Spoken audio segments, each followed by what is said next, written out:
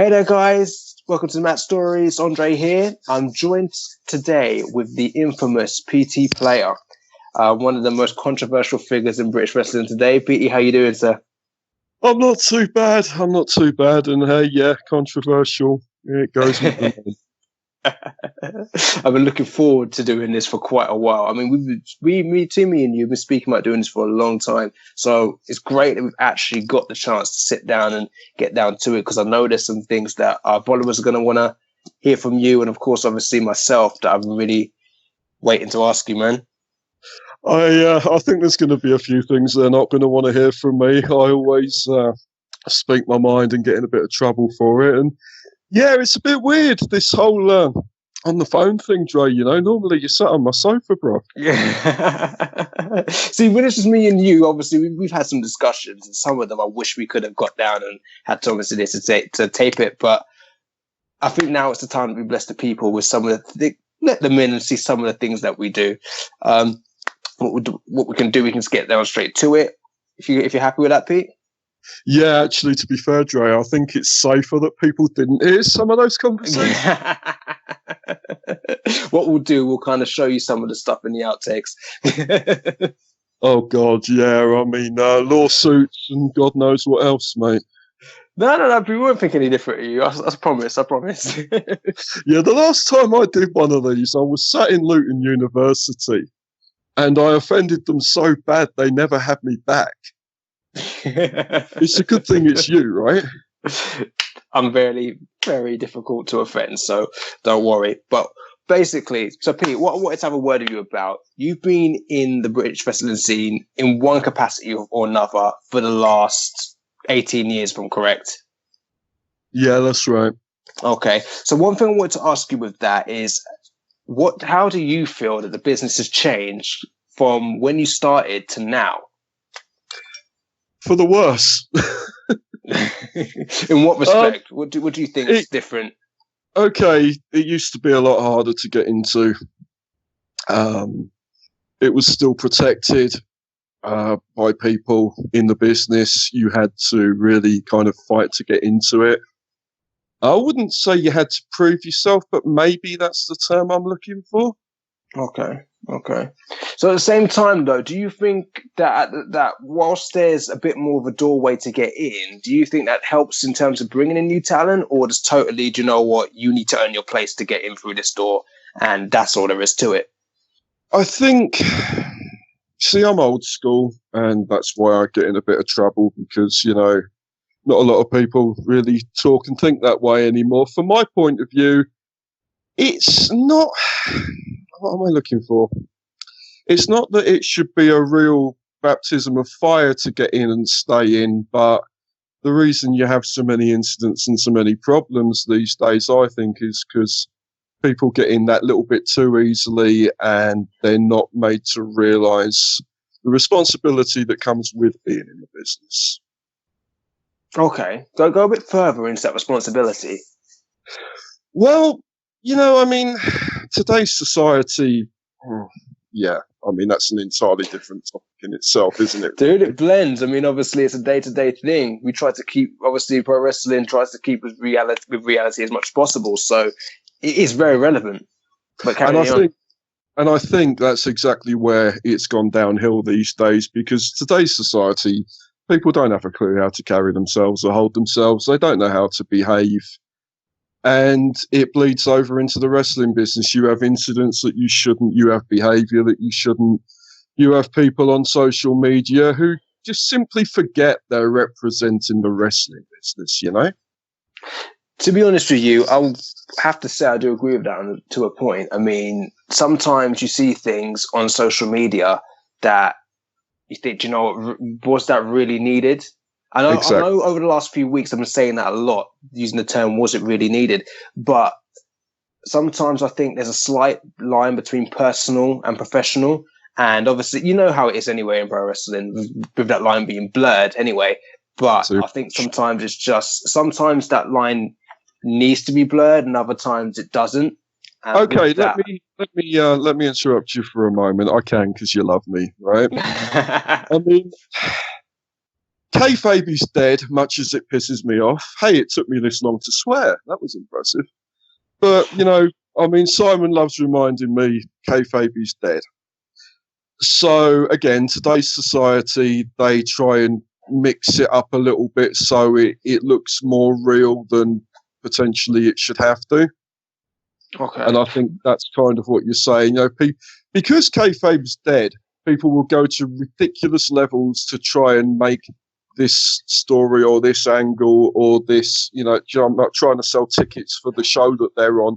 They'll go to ridiculous levels, depths that shouldn't be gone to make it look convincing. Do you know what? I'm glad you used the term kayfabe's dead, because I've heard that quite a bit. I absolutely hate saying that, Trey. This is the thing, though. This is what my next question is going to be, quite frankly. Is there a way to revive that? Because obviously, when we use the term kayfabe, that is a big part of the wrestling business, basically. That is basically a form of communication, if you like. So is there a way of reviving that? Because I feel that if we could get back to that, then it would be great all round. Because I think a good part of wrestling back in the day, if you like, was the smoke and mirrors. Now that that's gone, you're relying on something totally different. But I think if you were able to bring that back, then you would get a bit of that mystique that was there before. Social media is always going to kill it, I think. There's always going to be some idiot somewhere that doesn't want to go along with it. Because today's generation and society weren't brought up with kayfabe, they're not going to appreciate how important it was, how important it is. And let's face it, you can go onto various websites and any punter in the crowd can soon work out our little kayfabe language, and most of them know it. You'd have to reinvent all of that, which wouldn't be a bad thing. But exactly. The biggest problem, Dre, is for that to happen, one certain company would have to want it to happen. And that would be the WWE. Okay. But me and Mark, if you remember, like if you watched last week's show, basically what do you think? Yeah, I enjoyed it. I mean, I listen because it's you, but your boy talks a lot of sense. Well, going back to what we were saying, we were talking about the capacity about potentially another company rivaling WWE. Do you think that is possible? Because I feel, and you hit nail on the head just then, basically, about saying that, do you know what, in order for that to move forward, they would have to agree to it. Now, I think they will. I feel that if there was another company that was almost, and obviously it would take a while to do it anyway, because obviously WWE's got quite a rich history and its place is cemented. And what I was saying last week was, if you want to do this, we're going to have to rewrite the entire book. You can't step up and try and beat WWE at that game. They're too good at it now. But do you feel that there's a company, or it even could be done, where there's a company that could rival WWE to their level of success and that level of an entertainment organization or corporation, if you like? The money's out there. In what respect? What do you mean? The money to do it, to rival them, is out there.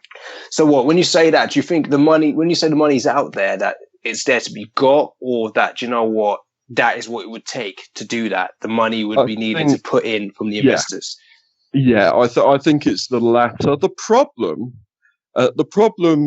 is it's kind of like a tree branch with how many branches coming off of that branch, though. Because to me, although it's like a money thing, you'd need that. I think you've got more chance of finding the money than you have finding the people capable of running it. Because let's face it, outside of wrestling, people don't have a clue. Dixie Carter's proven that, bless her. Right. And inside the business, people have an agenda. They have politics. They have feelings of their own. They have people they will work with, won't work with. They have agendas. But bro, at the same time, looking at that, money is one hell of a motivator. If you can turn around and start saying that you can put this money up front, because obviously we've seen it with organizations before. Once you put that money there, the whole landscape changes, because people want to get a piece of that pie, if you like. That is true. I mean, particularly in wrestling, money talks. But then there's the problem that I hadn't got to state in, and to me, that is the fact. And this is controversial, but I see it as the case. The talent pool in the overall, the entire business isn't strong enough. What, by today's standards, you mean? Yeah. Now, was that a bit generally across the comp, even including the WWE, or is that just basically more in the UK independent scene and? I'd say everywhere. I'd say everywhere. Okay. This brings me to my next question, basically. What is your thoughts on what you're watching in WWE these days? Does it grab you? do you want to watch it? Now, obviously, from my perspective, there are several things that I like. Obviously, we do this show every week, and I will say certain things that I like, and I will say certain things that I dislike. There is quite a lot that I do like. For instance, that I like a lot the emphasis they're putting on the women's division at the moment, obviously helping that to grow. I like the fact that certain new stars are getting pushes. We will talk about that later in the show.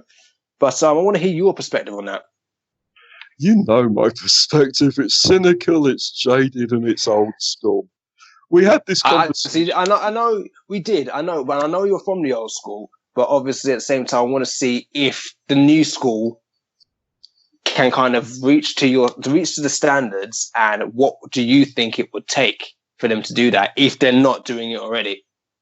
To me, they're not doing it already. They need to study the past. We had this conversation, me and you privately, where I turned around and said, and here's where the language will start jumping up. Why the fuck am I going to watch Dean Ambrose when I can watch Roddy Piper? Why the fuck am I going to watch Dolph Ziggler when I can watch Shawn Michaels? And so on and so on, because I strung off a comparison for every person from today.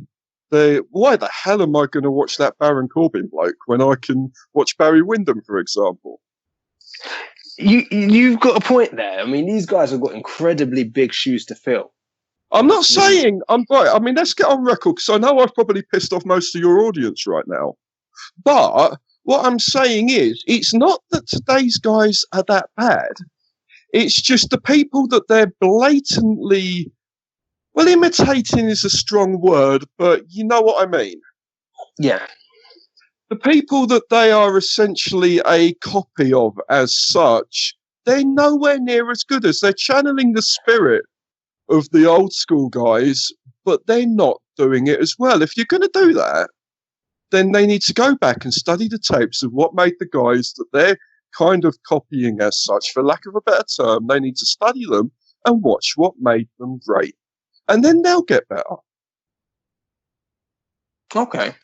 So you made a point basically there of putting forward Dolph Ziggler in that. Do you feel Dolph Ziggler has the potential to get to that next level? Because obviously Dolph Ziggler is a former world heavyweight champion, but from what I'm gathering, you're not quite feeling that he's where he needs to be. So do you feel that the studying of that would help him? Because me personally, and this isn't a direct shot at the WWE, but I feel that he could be used better. I feel for that audience and for the SmackDown Live show, he could be used better than what he currently is. They've got, in my view, no idea what to do with Ziggler. You know where you are with him. You know what he can do. You know what he can't do. You know what he brings. You know what he delivers. Yet they're stuck in this pigeonhole with him where they don't know what to do with him that's new. See, I think he's one hell of a talent. And if you remember back, Dolph Ziggler was world heavyweight champion, went into the match with Alberto Del Rio, lost the championship, but he was injured. So obviously that was to help him take some time out.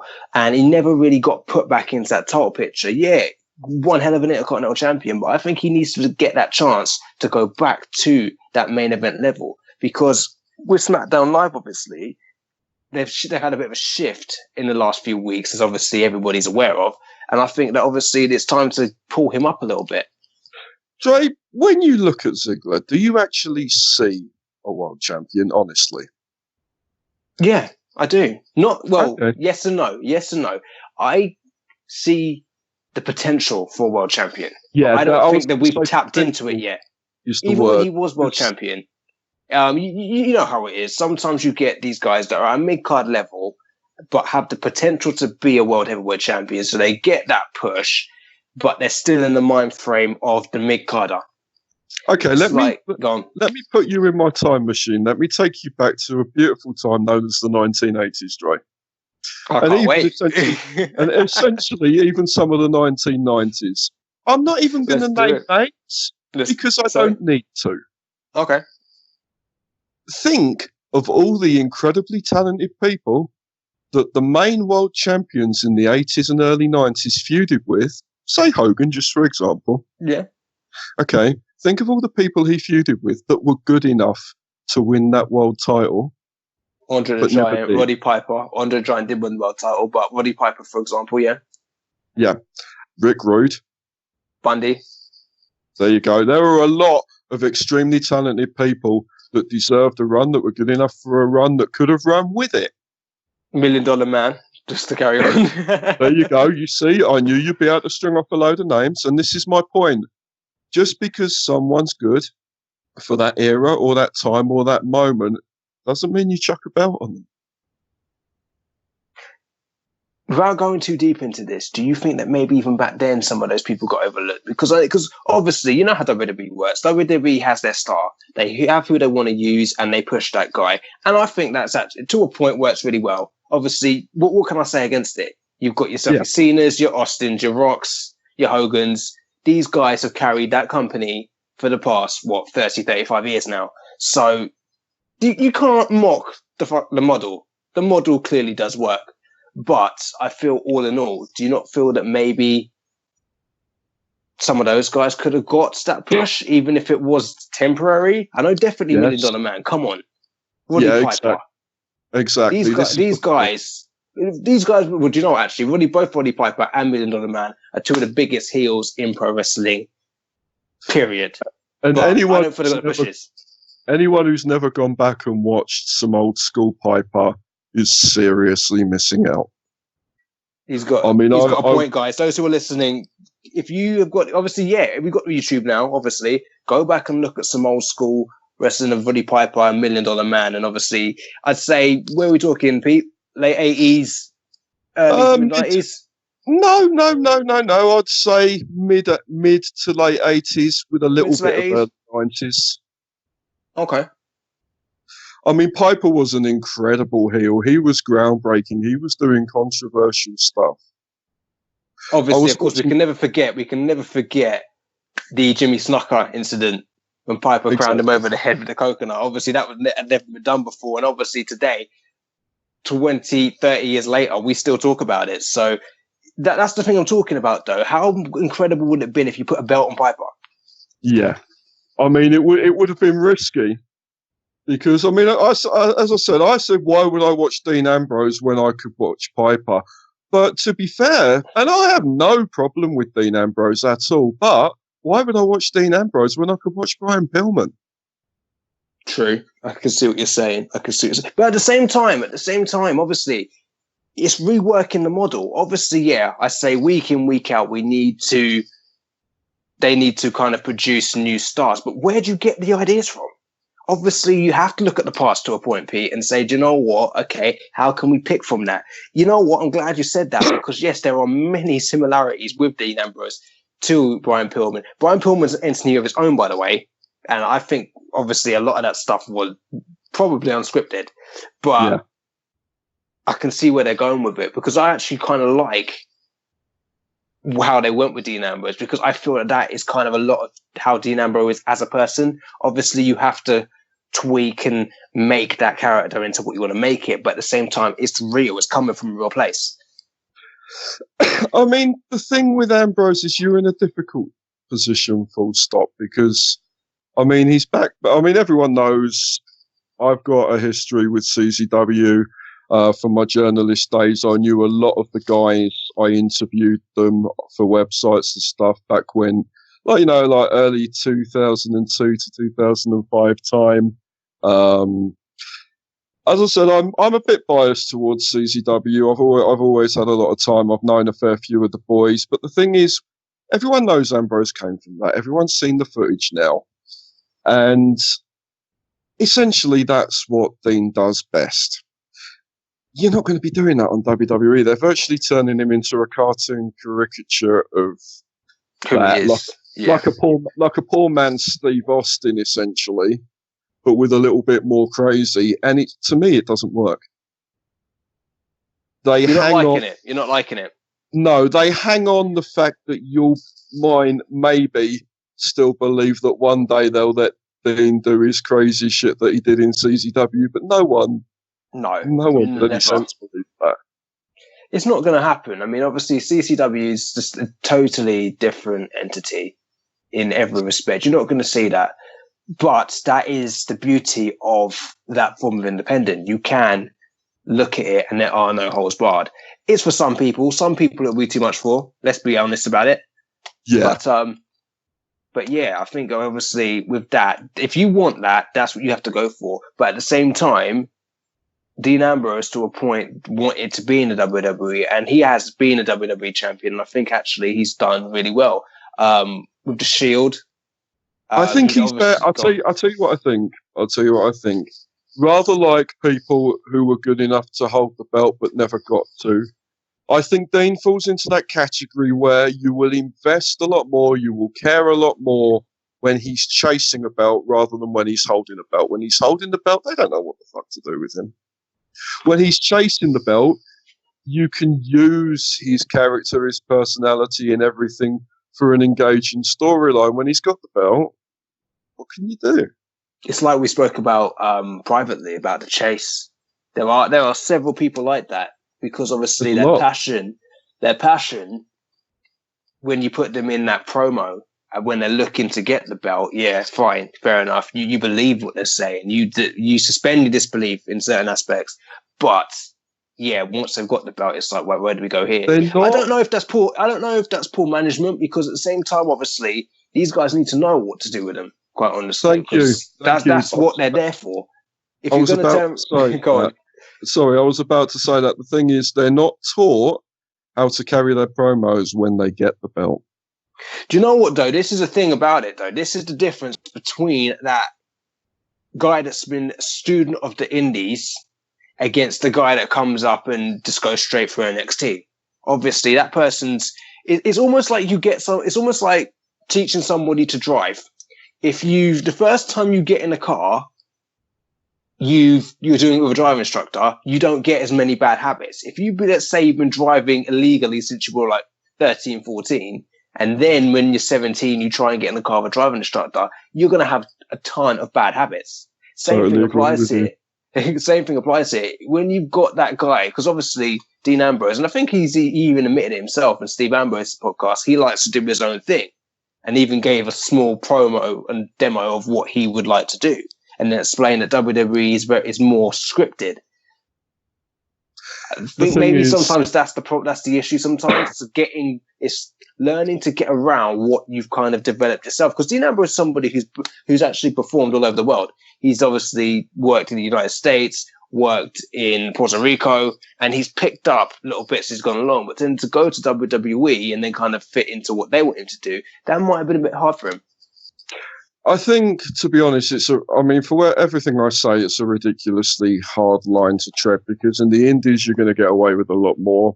WWE, you're going to get away with a hell of a lot less. You've got to find a middle ground, and neither the WWE or the indie promotions are very good at finding that middle ground. It's either too much or nothing at all. Do you know what? Let me ask you this question. How do you think Dean Ambrose would have fit in, let's say, 10, 15 years ago? Because, yes, WWE is the premier show, but it's not always been like the way it is now. We haven't always been in that PG era. If you look back, so early noughties, if you like. So let's put Triple H versus Cactus Jack for Rumble 2000. That was very bloody, if you like. Obviously, you had the Hell in a Cell. Sorry, not even Royal Rumble. Sorry, that was at No Way Out the following month. But that was very bloody. Triple H had the 2x4 that was flaming, and Mick Foley went through the top of the cell. WWE have been in that place, obviously not to the level of CCW, but they've been in that edgy place many times. It's just different today. How do you think he would have fit in that environment? I think he would have done better. I think he would have fared better. I think more people would be talking about him than they are right now. I wouldn't go on record and say he'd have been absolutely incredible, but I think it would have suited him a lot more.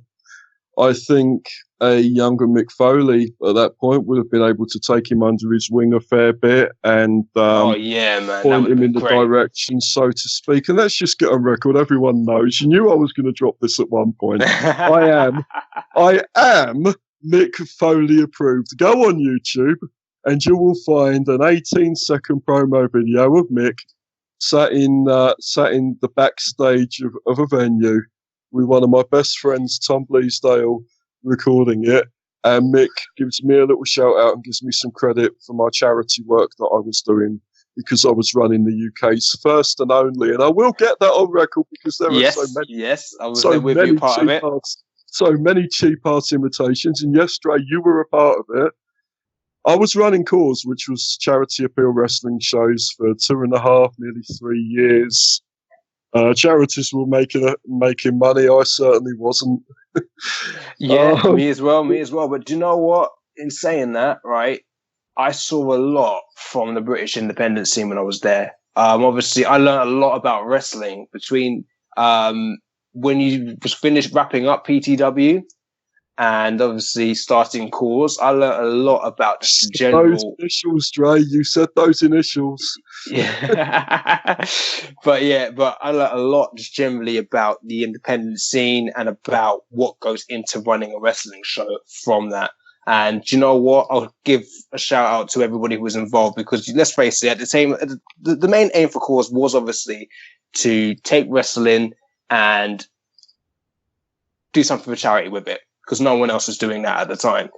And with that, we saw a lot of guys go in there, probably not even take as much as they should have or what they were entitled to, and actually went in there with an open heart and said, you know what, I want to do something to help these charities. Obviously, if we were working with the Teenage Cancer Trust. Yep. That's the name one, actually. I mean, I could name, but I won't name because he'll kick me again. I could name one very, very big name on the British scene that was outstanding for helping me out on so many levels. People at the time, because no one was doing it, because I'd actually found something that hadn't been done, that wasn't being done. There were a fair few guys that were like, yeah, I really want to be a part of this. And, it was great. It was a hell of a ride. We were very blessed to work with the charities that we worked with, the Firefighters Charity, Help for Heroes. I was doing this with the help of some amazing people when it wasn't cool, when wrestling didn't have so much of a conscience, and there were some very pissed off promoters looking in my direction. Essentially, it made them bad. You remember that? I remember, and obviously, I don't want to. I know the person who you're talking about, actually. There's a fair few, actually, but yeah. We may speak about him further on in the show, but that particular person was a diamond, and having his name on the card helped a lot. Oh yeah, he knows. If he listens, if he's not running around the world like he is right now, I know he is. I've seen it. I've seen his Facebook today. He is. Exactly. When he gets back, I'm going to tell him to listen to this, and I'm just going to remind him that I love the man dearly. No, he's a great guy. He's a great guy, and at the end of the day, like we said, he didn't have to do some of the stuff he did. And even from when I was with you, kind of much more on a behind the scenes type of thing. But when I was with you, I appreciate it. I never actually told him, actually. I really appreciated what he did because, like I said... Well, I'll make sure he listens. I will make sure he listens. And his ego will be bigger than his height, as usual. People are probably wondering who we're talking about. We will get down to him in one capacity or another in the show. In some shape or form. Yeah. But so with that, obviously, like I said, that just taught me a lot about running a promotion. And it brings me to my next question to a point. Is there anyone that you feel in the British scene? So basically what you're watching now, some of the guys that we worked with in the past that you feel could potentially, if for instance, there was going to be that revival or that big company that was going to challenge WWE on a British level, Who do you think realistically could fit the bill to run with that? From today's scene, on our side of the pond, if you like, just from today's, to hear what you're saying. Because from that, obviously, we work with a lot of people on different levels. Some were very new at the time when they were at that course. Some have actually were at international level as well. So, okay, I mean, WWE have snapped up what I would consider possibly the top boy in the country of this generation, and that would be Pete Dunne. I had him and Damien in PTW, and I think for at least one cause match. And you knew Pete was a star. You just knew. I used to do outdoor events, council organised party in the parks and carnivals and stuff like that. And on Pete Dunne's YouTube account, if you look hard enough, you will find a video of him versus his brother Damien at Party in the Park in Wellingborough in, I think, 2009 or 10. And they tore it up. Pete has always been great. I mean, I'm guilty of possibly not appreciating them as much as I should have at the time. I knew Pete was good. I didn't do as much as I should have with them. I had a very unfortunate falling out with them in which I said something, and it takes a lot for me to regret something I've said. You know this. You're getting better, Pete. You're getting better. Not really, mate. Not really. I said something pretty off colour to them in an argument, in a Facebook inbox message, which I'll always regret. I did apologise to them about a year or two later, and they were very gracious, and they accepted it, and they came in to work for me at course. Pete's great. Daryl Allen, dazzling Daryl Allen. Yeah. Oh, I've seen Daryl go. Now there's the story. I don't know if Daryl would admit to this. I had him at PTW when he was a skinny little rookie, and I saw him at course, and obviously you've seen him grow. I saw him kind of on, I wouldn't say finished product, but I saw him much better than probably how he was when he started, and he's great. He's really on his way. And this was probably about 18 months ago, so now he's probably way surpassing that. So. He's doing outstanding at this point. The thing is, as I was going to say at PTW, I don't know whether he'd admit to this or not, but despite the promoter worker aspect, I'm not saying we didn't get on, but we weren't exactly close, to put it mildly. Mm-hmm. And I will say this, but when I did the course project, Daryl Allen was a godsend. He was outstanding. He'd bring people that were working for IPW UK down, Jonathan Windsor, Lance Lawrence, guys like this, who are now top IPW UK stars. He'd bring their trainees at the time down to course at a cheaper price for the experience of doing it. And these guys went on to be big stars. When it came to course, Daryl Allen was a godsend. I have nothing but love for him at this point. I don't know if he'll ever hear this, but I have nothing but love for the man. From course, though, one guy that I always felt that really could have gone a distance even further was Tommy Stevens. I actually, do you know what? I just felt that once he got down to it, he could go. The stories I could tell you about Tom would take about 6 or more of your episodes. I mean, I know. Ever. The personal stories are outstanding. I don't know where to start, but I'll give you one blinding example of how ridiculous this business can be with me and Tom. Actually, I'll give you 2 quickly. He phones me up the day before a show. Pete, we need to talk business. Tom, I'm busy. Too busy for me, Pete? Yes, Tom. Well, what are you doing? Well, I'm doing the washing up, mate. He's like, you're washing up? No, hang on. No, that's not the punchline, Drake. And he's like, what, your washing up's more important than me? I'm like, Tom, I'm going to give you an image you'll never forget. I am stood here doing the washing up in my boxer shorts with a pair of marigolds on. Now, you may think that's the punchline to the story, but it's not. We do the show, And because wrestling is essentially unscripted at that level, as you went into earlier, Yes. Yep. Tom only decides to reference that on a live microphone in front of a live crowd, although essentially is there any other kind of crowd than a live crowd? I don't know. But yeah, he actually says, "Well, do you know what, Pete? I'm glad you'll talk to me in front of all these people, because when I phoned you up yesterday," I'm like, "Oh dear God, he isn't, is he?" He's like, "Yeah, you were doing the washing up in your boxer shorts, in your marigolds," and this crowd just like, they just didn't know what to say. Another Tom story. We're doing Staniforth, the world famous raceway in Northamptonshire. We're doing a show there. Now, my past is well known. I won't make particular reference, but we'd stayed up all night. I'm shit at FIFA at this point. We've stayed up all night. We've played FIFA. We've pulled an all-nighter. On the way to Staniforth, I've had quite a Jim Cornette, Burger King, Dairy Queen type of incident. Oh boy, I know what they're like. you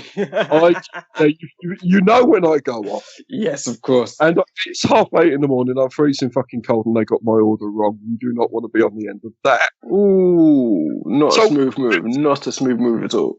We've got that to consider. You've got an all-nighter. I've got a hangover, or essentially I still haven't kind of sobered up. And we're working a tag match. Well, I'm not really in any amazing condition to perform. So I'm like, "Tom, you're carrying me to take it." And he's like, "Yeah, we'll see. I'm like, "No, you are." So I go into this amazing promo before the match on the microphone that I am not taking my sunglasses off. I am not taking my hat off. And this match is going to be over quickly. So Tom deliberately longs it out, and he keeps tagging me in, and I keep tagging out, and he keeps tagging me in. I'm blown up, for fuck's sake. So I told you I wasn't going to carry you. So, we've had some wild times. Tom is one of a kind. He's 100%, 100%, man. He's a wonderful lad. I mean, there was a time where we were inseparable. I once got arrested at a PTW. Here we go. Turn up. His name's Nick. He runs EAW. Extreme American Wrestling. Yeah, it's in Northamptonshire. Work that out. And previous week, he sent 4 of his boys to cause trouble. Well, I walked out of the ring and I said to 4 of his boys, "Tell your organ grinder not to send these fucking monkeys. Tell him to come down and I'll talk to him. And apart from that, fuck off before I get the stewards to make you." The next week, I told you I'm controversial. The next week, Nick turns up in the crowd while me and Tom are in a tag match. Well, when the match finishes, I'm like, "Oh, look, the organ grinder." And he's like, "Rah, rah, rah, rah, rah." I'm like, "Do you know what, Nick? I know you're here to cause trouble." He's like, "Oh, I'm not here to cause trouble." He tries acting superior. My children are present at the time, and he's trying to belittle me and talk down to me. He's like, "So when you're big enough to behave like an adult, Pete?" So I did what any self-respecting dad would do in front of his children. I looked at my children and I'm like, "Kids, this is how you deal with people who talk down to you and try and bully you." And I smacked him. Well, I knew that was coming. His face. Next thing I know, within 5 minutes, I've got 6 policemen, count them 6, arresting me. And Tom is screaming blue murder. Me and Tom are very protective over each other. And Tom is screaming blue murder to the point that the police decide that actually I was provoked. And although I shouldn't have hit him, they're going to let me go. Tom's kicking off so much protective over me that they nearly reconsidered what they were going to do with me. So ultimately, Tom saved the day. Essentially, but he nearly got me into a lot of trouble. So I had to take Tom to a side, my best friend, and I have to take him to a side and say, "Tom, please, I love you dearly. I really do. But shut the fuck up. They'll arrest me if you don't." Did you get away with it, long story short? I got away with it. Wow, I mean... Okay then. You got to hold the love there for him, but yeah, I know what you're saying. I had situations like that myself, actually. the promoter went bitching and whining online on various fan forums and all of that. I was a hooligan, I was this, I was that. I'm just like, what, are you sorry you didn't hit me first? Well, if you turn up on my time and try and put a stunt like that, and British wrestling has a lot of that kind of stupidity. If you're going to do that, if someone turned up where you were working, just to put this into perspective before people think I'm a hooligan or I'm trouble, because we wouldn't want that, would we? Of course not. If someone turns up at your workplace and starts trying to belittle you, talk down to you, get aggressive with you in a kind of smarmy way, are you going to take it? No, obviously you're going to have to resolve that issue one way or another. How you go about that's entirely up to you. But yeah, obviously it's not on. It's not on for someone to come into a place where you're working and openly disrespect you. To be honest with you, most people wouldn't even do that, but that's wrestling. Takes all sorts, doesn't it? Exactly. Essentially, the problem with professional wrestling, and I mean, it's a really big problem. It's unregulated, but how do you regulate it? Yeah. There are no guidelines. There is no governing body, but if you have one, it would be biased anyway. Okay. That's agenda. Everyone has politics. You can't have outsiders running it. Just of course. Yeah, but in a sense, it's what makes the engine go, doesn't it? To a point. A lot of this stuff fuels the passion, and half of this stuff is out of the passion that you have for the business and what you're doing, and just your place in it as well. Obviously, you don't want to be looking and being disrespected, obviously, not even much just your kids, but amongst your peers, amongst people you're working with, amongst people you've brought in. It's a bit of pride there as well, do you know what I mean? So you're spot on there because it's wrestling. If you back down, that's it. The boys are going to look at you, whether you're a worker or a promoter, the boys are going to look at you as if to say, well, shouldn't he have defended himself? You're in a no-win situation. Anyone listening who would have thought, oh, do you know what, he acted in the wrong manner, just think about that. As you said, how would your peers look at you? How would the people working for you or alongside you look at you if you back down, where it's professional wrestling and there is still that old school mentality of you have to be hard to be in it? Yeah, exactly. No-win situation. Wrestling causes its own problems and its own trouble itself. But to a point, Pete, would you have it any other way? as you say, brother, if you took it away from it, it wouldn't be the same. Exactly. It's part of it. It's the necessary evil to a point. Yeah. Do you remember? I wouldn't say all of it's necessary, but to a point, it what fuels the fire. So. Exactly. Do you remember I said to you that we stood no chance of going 3/4 of an hour and we were going to go long over? Oh yeah. I've still got a couple of topics to go. Moving on though from that. One person, I don't think you've actually worked with her, but I saw her on Twitter not too long ago. Girl from Liverpool named Lizzie Styles. You've heard of her? I've only heard of her recently. My missus will kill me possibly, or she'll laugh. I did look at her and go, "Ooh, hello," which is something I don't do at women's wrestling because I respect it. If you know personally, which you do, you'll back this up. I don't look at women's wrestling that way because if any promoter that looks at women's wrestling that way, do you know what I mean? It's not going to work. It's not going to work out properly. It's not going to work out professionally. It's not going to be dealt with properly, and it's not going to be dealt with professionally. My love of women's wrestling comes from All Japan women in the early mid-90s, the Japanese girls who, let's face it, I'm not being nasty, but they were fucking awful to look at, but they could outwork the men. Yeah, I know what you're saying. If you look back at some of that stuff from back in the day, it is quality. But even with Lizzie, I was looking at some of her YouTube videos, and they were just... She's on her way, 100%. Obviously, there's some other... she's going to do some more stuff as time goes on, but she's definitely someone to watch for the future, especially on our side of the pond. Let me give you a quick, funny story on women's wrestling. I had Jazzy come in, alpha female. Yeah. Which I know will appeal to our mutual friend Thomas, but bearing in mind she's lovely girl. All the time in a while for her. She only came in the once. Yes, I remember. You were probably there. I think I popped in. Yeah. And I remember the promo for it, but yeah, I think I passed by that day. What happened? She walks in, and we've not met. She finds me, and she said, "You must be Pete." I'm like, "Lovely to meet you." I introduced her to my parents. I introduced her to my children. You know, proper level of respect and everything. And we're talking, and she says, "I have to ask you something, but I don't want to appear rude." I'm like, "Okay, anything?" She's like, "What have you done to piss off the entire UK and the wrestling business?" And did the mafia get to you too? She's like, "What have you done to the establishment over here?" She said, "When I announced I was coming in for you, I had 4 phone calls of people telling me don't do it and trying to talk me out of it." She said, "What have you done?" I'm like, "I'll tell you the truth. I speak my mind. I won't work with people I don't respect. I won't shake the hand of people I don't respect. I will not deal with people that I do not respect. And if I lose respect for you, you're gone. My life is too short to deal with dickheads."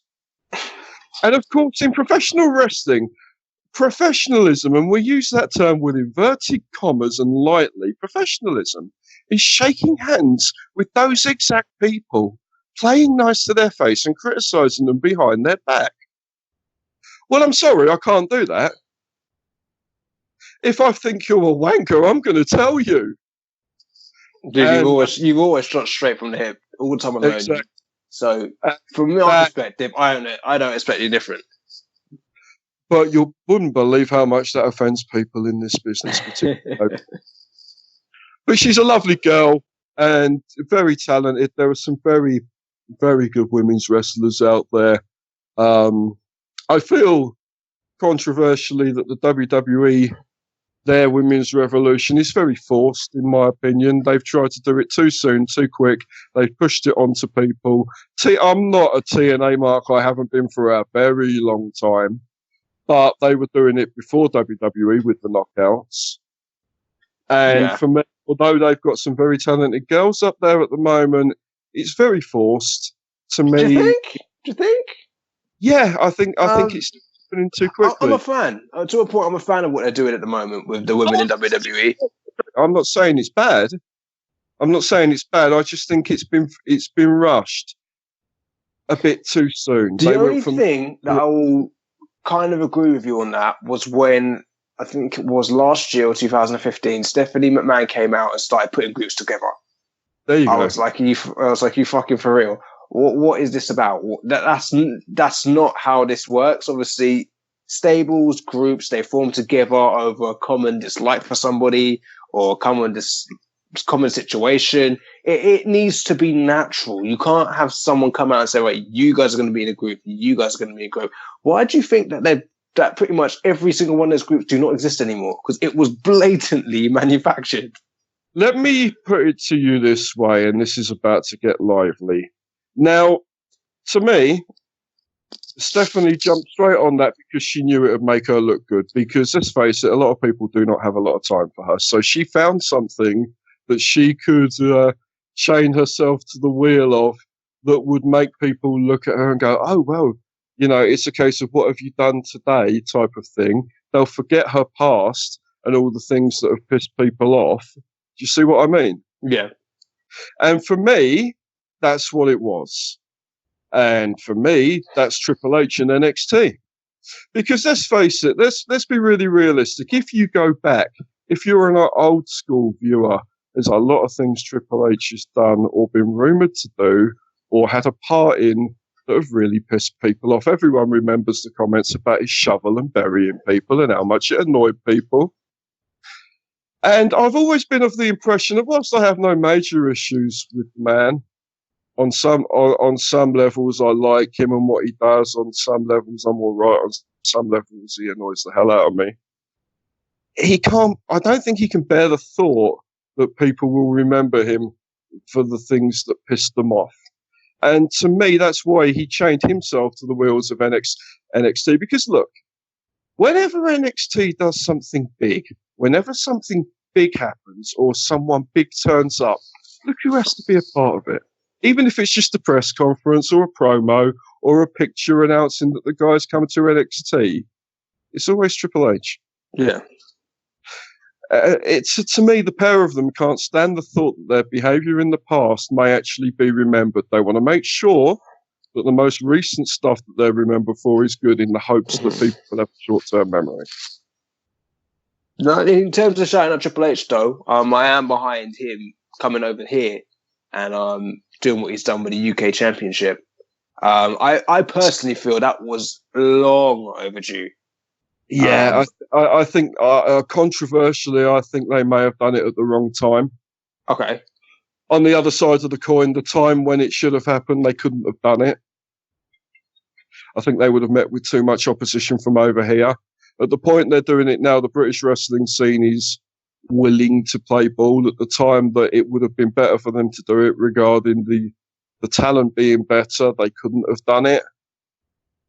So, swings and roundabouts. Yeah. To a point. I understand what you're saying there. But I'll tell you where I think they're going wrong. They're not involving the older guys. Johnny Storm, Jody Fleisch, James Mason, Andy Simmons, all these guys should be involved with it. It shouldn't all just be these young lads. Yeah. No, I actually agree with you on that one. And actually, Johnny Storm was somebody I would discuss in terms of our conversation earlier, in guys of people who would potentially push forward in a big British wrestling promotion. The guy's connection with a crowd is phenomenal. Obviously, I've seen it live myself. The guy is just one of those people that you just like. When he's performing, you just get behind him. The kids like him. He's just generally a great guy to have in your promotion. Oh God, the stories I could tell about Johnny. I mean, all 5'6" of him. He's a squeaky little tart, and he talks like this. You up, Pete? I mean, it's like he calls me his favourite hooligan. We've had some amazing moments, me and John. I'll tell you a couple of stories. I once phoned him up about booking him. Now, this is a story I've told on Facebook, but it's a little bit naughty. I'm stood on my porch. I phone him up. I'm like, Johnny, how you doing, bro? Need to talk to you about booking you for a show. Hey, I can't really talk right now. And I'm like, what's up with you? And he's like, I'm on the set of a TV show. I think it was Holby City or Casualty or something like that. I can't really talk right now. I'm like, oh, John, you're whispering at me. He's like, yeah. I'm like, I thought you were finally going to give me phone sex. You can wish, mate. You can wish. on that same slightly sexual overtone, Johnny is an amazing man to work with, because we don't talk much in regards to what we'll do when we're out there, because we've worked together so much, me against him, me managing him as a heel, and Johnny is a great heel. Do not be misled into thinking he's just a cute babyface. Johnny is a great heel, and he is so much fun to manage as a heel. We were once at Stopsy Working Men's Club in Luton, me and John, and I was managing him. And his music hit, we're behind the door, and I'm like, you ready to go, kiddo? He's like, yep. And he jumps on my shoulders. I'm like, what are you doing? He's like, you're giving me a piggyback to ringside, and he opens the door. Now, you know what? I personally have only seen Johnny heel once, and I'd only like prior to that, I'd only ever seen him obviously as a face. So even I thought, okay, how is this going to go? And you could see the change in him when he went out as a heel. You still believed him. He actually did that, and obviously the level how he is as a worker hadn't changed. Obviously, still great standard, but it was just a different guy. And some people struggle to do that. If you take John Hill, then you've got the pantomime element. He is so much fun, because the rest of the story goes, you'd think the piggyback was enough, right? So about 2 or 3 minutes in, he gets hit around the stomach, but he's acting like he's been hit in the balls. And he's moaning and complaining to the ref and the crowd. He's like, Pete, come over here. And I go to give him a hug, and he grabs my hand and he tries to make me rub it better. I'm like, oh my God. I mean, you just have to ad lib in those situations. It's so much fun. I mean, John, I had heat with a worker on one of my shows, and he was in a match with John. So John deliberately threw him over someone's merchandise table, and he whispers, "That's for you, Pete." We've always had so many good times. He's moaned about me kicking him too stiff in the past, and there was one occasion where John broke my nose with a 619, simply to gently remind me as a loving friend to stop kicking him too stiff. And it's fair enough. It's fine. I'm like, I learned to pull my kicks after that. I can tell you, it worked, and us, we're closer if anything. He's an amazing man to road trip with as well. I've only ever managed to do it once, long distance, up to something ridiculous like Sunderland, Middlesbrough away. But it was a great time. We had a great laugh. He's just, what you see is what you get. Probably the most sincere and genuine man in British wrestling, and to me, still the most talented. I still don't think anyone truly is fit to tie his boots up. Dude, long story short, though, from what we've been discussing at the moment in the British side of things, there's a lot of talent. I mean, probably yourself. We've only mentioned probably a quarter, if that, of the people that we could do. Oh, yeah, and obviously, if there was going to be a big promotion that was going to step up over here, then there's more than enough people to get involved. Because obviously, and there's plenty of space for those people to grow as well. So, the British wrestling scene, from my perspective, is safe in terms of a talent perspective. Which way people go in terms of whether they're going to go down that route and try and build something up like that, who knows? But the talent's especially there. Sort the characters out more though. Potentially, I can see what you're saying by that. I can see what you're saying, but needs to be more. This is the thing: the talent. If you get the right people there, in terms of the creativity and the characters, if you get the right people behind them, that can be resolved. The talent as workers and what they can do, and there's people to adapt to those characters. That's what you need, and I think that's there. So I feel there is potentially hope. But moving forward, there is one last topic I want to talk to you about, which has been quite hot over the last week or so, and that is Jinder Mahal and his title shot against Randy Orton. What do you think about that? I personally feel it is a brilliant move. We've been saying that we need to build new stars. Like I was saying last week, we've been through, me and Mark went through this, but I want to get your take on it.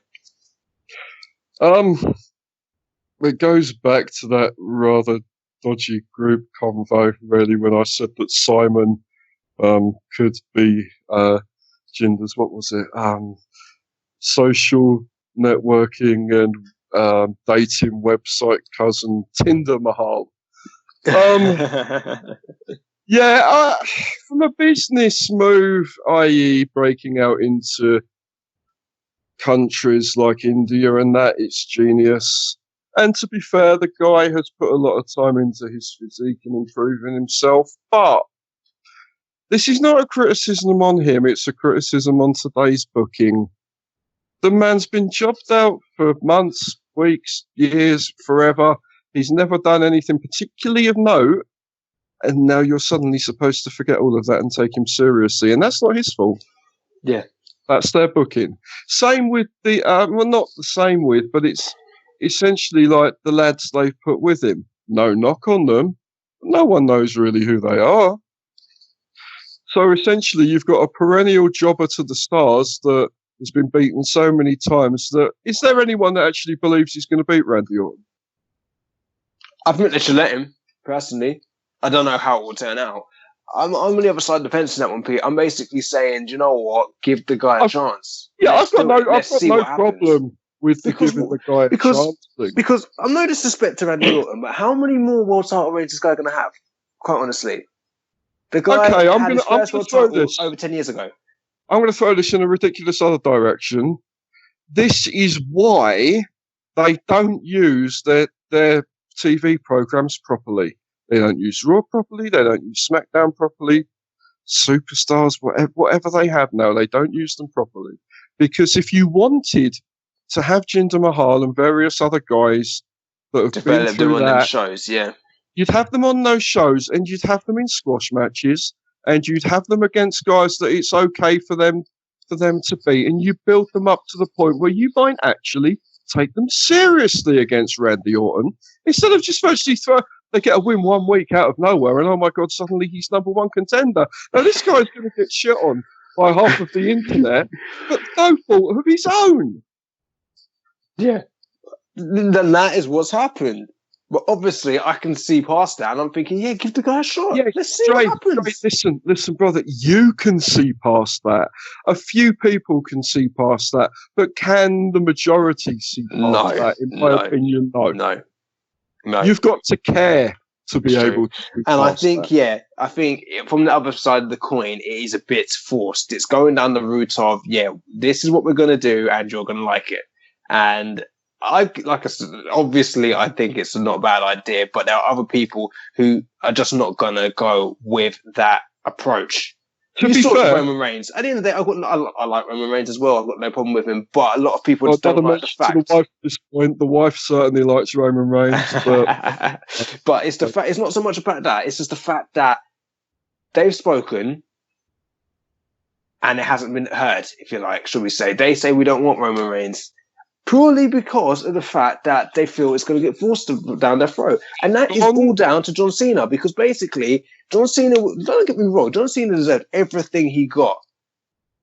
He had quite a nice run. When it got to about 8 years into it, then it was like, do you know what? We've had enough of Cena now. And they were like, no, you're still getting Cena. Okay. Okay, how I look at this, I mean, apart from the fact that obviously you mentioned Cena, so Simon's going to be a little bit excited when he hears this back. Apart from, I kept that clean. Remember that? I kept. Yeah, I know. It's been difficult for you.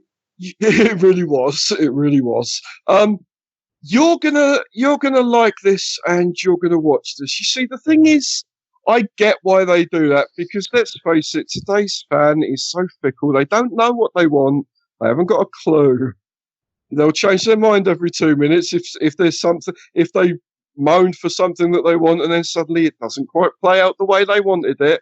I get why the WWE do that, because essentially you can't, as much as you should listen to your fans, you can't let them run the show, because then you're fucked, quite frankly. And it's not your own. You've got to be your own boss somehow, somewhere, but they take it too far with Roman Reigns. The bloke doesn't deserve the ridiculous level of heat that he gets. I mean, as I said to you, it'll be interesting tonight to see what kind of reaction he gets, because normally a worker in his position, where a member of family who was a wrestler has died, normally they get some sympathy and some respect and a decent reception off of a crowd. WWE have fucked Roman over so fucking badly that he may be the first bloke in wrestling history that still gets booed out of the fucking building despite his brother dying. They've made a mess with Roman. They really have. To me, the Raw after Mania showed that, because a WWE crowd does not shout, "Fuck you, Roman." Yeah, that is not a WWE. That's when the booking's gone too fucking far. It's gone wrong. It's gone sour. It should not be that way. There's heat. There's X-Pac heat, for anyone who gets that reference, and now there's Roman heat, which is nuclear, and it is too far. Where can you go with it? It's too far. It almost overshadows anything you do. I mean, Christ, he beat The Undertaker at WrestleMania. They'll hijack the show. They'll bury the angle completely.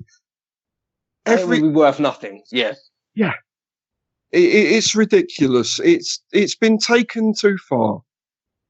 I mean, Cena, they had a reasonable lid on Cena, and Cena was always capable of a smart-ass reply. I always remember the time where he says, "Oh, you want a heel turn?" And he moved his foot. Yeah, it was a little bit of smarkier reply, but it was clever, and it worked. Roman either isn't capable of that, or they won't let him. Cena always knew how. Which one? Cena moved into the role very, very well, and I don't care what anyone says. If you don't know whether you're going to be booed or cheered that night, and it could be anything, anywhere you go, any venue, any country, any state, any county. If you don't know, and you have to go out there and adapt on the spot, give the man some respect, please. No, You know, Agreed. I mean, he deserves that for being able to adapt to that. I myself, and I know plenty of people who, as a heel, if you cheer me, dear God, I'm just like, when that first happened to me, I did not know what to do. And it took me a little bit of time to work out on my feet. What do I do if they cheer me? Because I'm not one of these people who's going out there to sell his T-shirts and his 8x10s and be a cool heel. I'm going out there to be an absolute. Yeah, I know. You go there with a purpose.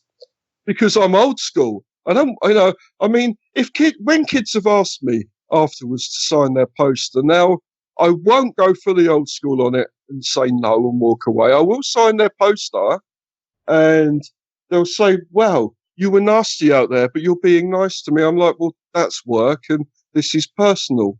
You know, if you shout abuse at me out there, well, I'm at work and I'm not going to put up with it. But if you come up to me afterwards and, you know, if you say you want my autograph, okay, kid, no problem. I appreciate that. I'll sign that. I'm not going to be your hero or your role model, but thank you for asking. You know, next show, boo me. Yeah. Do you know what I mean? Exactly. There's ways. And I don't think that breaks, yeah. I don't think that breaks kayfabe, Dre. No. But so many people don't get that. You'll have heels taking pictures with kids afterwards. I try and avoid that.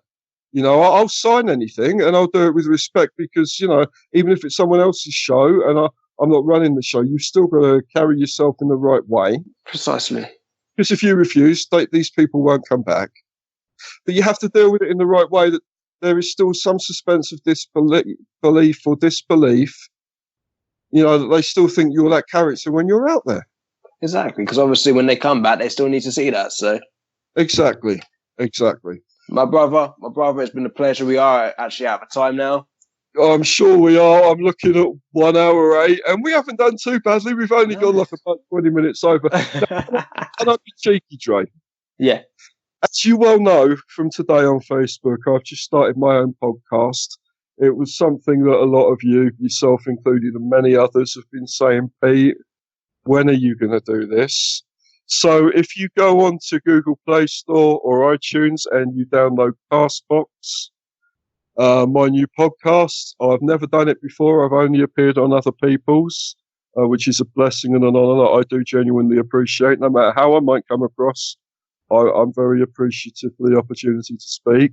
My new podcast is called So Here's the Thing, which is a bit of an in-joke for anyone that knows me. I probably start every single video promo I've ever done. So here's the thing. My wife, Kat, she does a blinding impression of it. A fair few of the boys do. I'm sure you could. It's my new project. I'd really appreciate it if a few of you guys gave it a listen. Please do, guys. Please go. Please do. Obviously, you've seen, for a lot of you, this might be the first time you've seen Pete in this kind of environment. As you can see here, great guy, tons of knowledge. You can learn a lot from this podcast, so definitely worth your time taking a look at.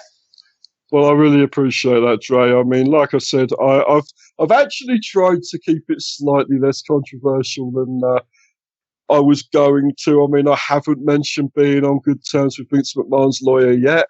Oh yeah, remember that. But you know what? The hell with it. People can read into that what they will.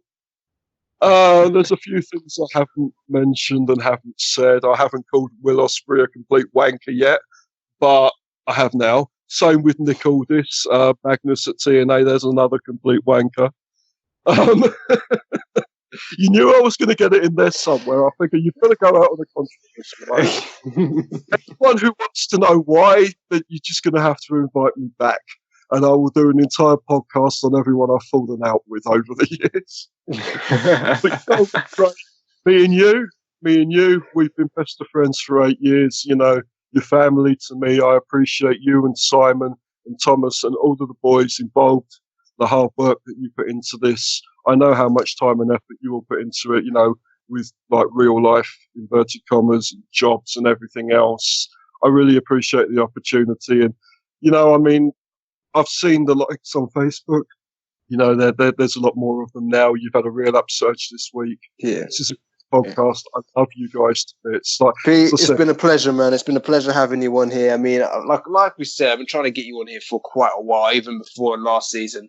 Because obviously your knowledge, 18 years, man. You can't buy that.